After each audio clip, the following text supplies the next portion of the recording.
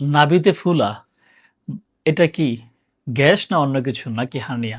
বা অনেক সময় বাচ্চাদের জন্মের সাথে সাথে নাভিতে ফুলা থাকে, তাহলে এটা কি হতে পারে?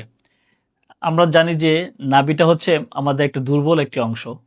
এখানে যদি কোনো আরো বেশি দুর্বল থাকে তাহলে জন্মগতভাবেই ফুলা থাকতে পারে। তাকে আমরা বলি যে বাচ্চাদের যে umbilical hernia, congenital umbilical hernia.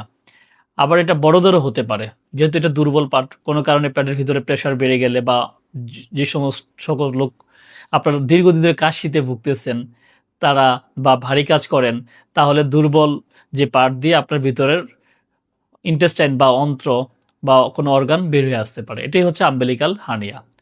তো যদি বাচ্চাদের এই হার্নিয়াটা হয় তাহলে আমরা বলি যে 2 থেকে 3 বছর বা 3 থেকে 4 বছর ওয়েট করার জন্য। এটা আস্তে আস্তে ঠিক হয়ে যেতে পারে। তো কি বাচ্চাদের হার্নিয়া হলে লক্ষণ কি? বাচ্চাদের হার্নিয়া হলে লক্ষণ যে সে যখন কান্নাকাটি করবে অথবা সে কোনো কারণে পেটের ভিতরে স্ট্রেনিং বা কুদ দেওয়ার চেষ্টা করে, তখন কিন্তু ফুলাটা বেরিয়ে আসে। তখন আমরা বুঝতে পারি যে বাচ্চাদের একটা হার্নিয়া হয়েছে। তো বাচ্চাদের হার্নিয়া হলে আমরা 3 থেকে 4 বছর ওয়েট করতে বলি বা অপেক্ষা করতে বলি। এটা আস্তে আস্তে ঠিক হয়ে যেতে পারে। কিন্তু বড়দের যদি হার্নিয়া হয় তাহলে কিভাবে বুঝবেন? তাহলে যখন আমি কোনো ভারী কাজ করি বা এক্সারসাইজ করতেছি বা আমার দীর্ঘদিন ধরে কাশি বা আমি স্ট্রেনিং করলাম, যেমন আমরা কোদ দিই পায়খানা করতে গেলে, এটা একটা স্ট্রেনিং। এরকম পেটে চাপ দিলে এটা বের হয়ে আসতে পারে। তো এই ফ্লোটা বের হয়ে আসে ইউজুয়ালি, এটা আটকিয়ে থাকে, যেতে চায় না, স্ট্যাটিক অবস্থা থাকে। তখন বুঝতে পারবেন যে আপনার এটা একটা হার্নিয়া হয়েছে। তো মাঝে মাঝে ফ্লোটা অনেক বড় হয়ে যায়। হ্যাঁ, ফ্লোটা বড় হয়ে গেলে এখানে পেইন হতে পারে। এটা একটা কমপ্লিকেশন হতে পারে যে যে অর্গানটা চলে আসলো সেটা আটকিয়ে যেতে পারে, তাকে আমরা বলি অবস্ট্রাকশন হয়ে যেতে পারে, বা এটা ব্লাড সাপ্লাই বন্ধ হয়ে যেতে পারে। হ্যাঁ, তখন তাকে বলি আমরা যে ইস্কেমিয়া হয়ে গ্যাংগ্রিন হয়ে যেতে পারে। স্ট্যাঙ্গুলেটেড হার্নিয়া বা ইনকারসারেটেড হার্নিয়াও কিন্তু হয়ে যেতে পারে।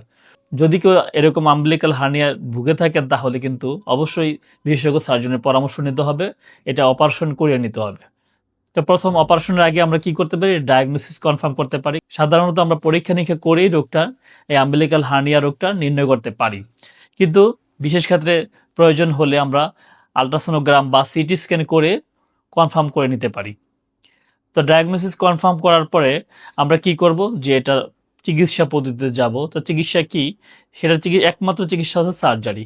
সার্জারিটা আমরা কিভাবে করতে পারি? আইদার আপনার রুগী যদি চায় ওপেন করেও করা যায়, অথবা রুগী যদি চায় ল্যাপারোস্কোপির মাধ্যমে খুব ইজিলি পেট না কেটে ছোট ছিদ্র করে এই হার্নিয়াটা রিপেয়ার করা সম্ভব। তো যদি কেউ এরকম আম্বিলিকাল হার্নিয়া রোগ নিয়ে ভুগে থাকেন তাহলে আপনারা দেরি না করে অবশ্যই একজন বিশেষজ্ঞ জেনারেল সার্জনের পরামর্শ নেবেন। আপনাদের সবার সুস্থতা কামনা করছি।